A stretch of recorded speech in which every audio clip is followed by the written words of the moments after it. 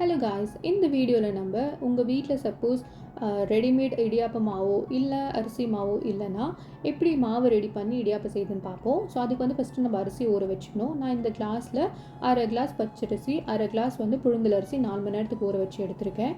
ரொம்ப ஊறணுன்னு அவசியம் இல்லை, 4 மணி நேரம் ஊறினா போதும். ஊறினதுக்கப்புறம் மிக்ஸி ஜாருக்கு மாற்றிட்டு ஒரு 1/4 ஸ்பூன் வந்து உப்பு போட்டுட்டு கொஞ்சம் தின் பேட்டர் வந்து ரெடி பண்ணிக்கணும். இது கோர்ஸாக இருக்கக்கூடாது, கொஞ்சம் ஃபைனாக இருக்கணும் பேட்டர். ஸோ இப்போ ஒரு பேனில் ஒரு 1/4 ஸ்பூன் வந்து நெய் போட்டுட்டு இந்த பேட்டரை ஊற்றிட்டு நம்ம வந்து கை விடாமல் கிண்டிகிட்டே இருக்கணும் மீடியம் ஃப்ளேமில்.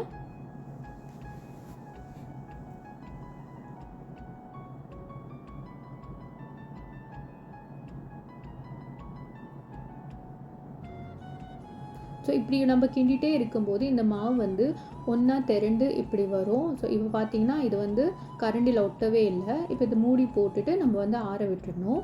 ஆறினதுக்கப்புறமா கையில் கொஞ்சோண்டு நெய் தடவிட்டு இதை வந்து ஒரு ஸ்மூத் டோ வந்து ரெடி பண்ணிக்கணும். சப்போஸ் உங்களுக்கு வந்து டோ ரொம்ப கட்டியாக இருக்கிற மாதிரி இருந்துச்சுன்னா சுடு தண்ணி தெளித்து நீங்கள் பிசைஞ்சிக்கலாம்.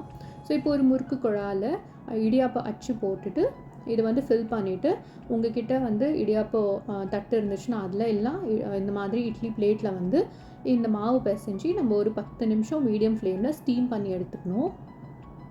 ஸோ அது ஸ்டீம் ஆகிறதுக்குள்ளே நம்ம வந்து தேங்காய் பால் எடுத்துக்கலாம். அதுக்கு வந்து தேங்காய் அதில் வந்து கொஞ்சம் வெதுவெதுப்பான தண்ணி ஊற்றி நம்ம அரைச்சிக்கணும். அரைச்சதுக்கப்புறம் உங்ககிட்ட காட்டன் கிளாத் இருந்துச்சுன்னா ஓகே, இல்லை இந்த மாதிரி ஸ்ட்ரெயினர் வச்சு நம்ம வந்து ஸ்ட்ரெயின் பண்ணி எடுத்துக்கணும். ஸ்ட்ரெயின் பண்ணி எடுத்ததும் ஒரு டேபிள் ஸ்பூன் சர்க்கரை போட்டு மிக்ஸ் பண்ணி வச்சுக்கலாம். உங்களுக்கு வேணும்னா இதில் ஏலக்காய் பொடியும் போட்டுக்கலாம். ஸோ இப்போ ரெடியான இடியாப்பத்தை வந்து நம்ம 2 வேளை சாப்பிட்லாம். ஒன்று வந்து நம்ம ரெடி பண்ணி வச்சுருந்த தேங்காய் பால் ஊற்றி சாப்பிட்லாம், இல்லைன்னா நீங்கள் வந்து தேங்காய் துருவின தேங்காய் சர்க்கரை போட்டு மிக்ஸ் பண்ணியும் சாப்பிடலாம். ஸோ இப்போ இடியாப்பம் ரெடி ஆகிடுச்சு.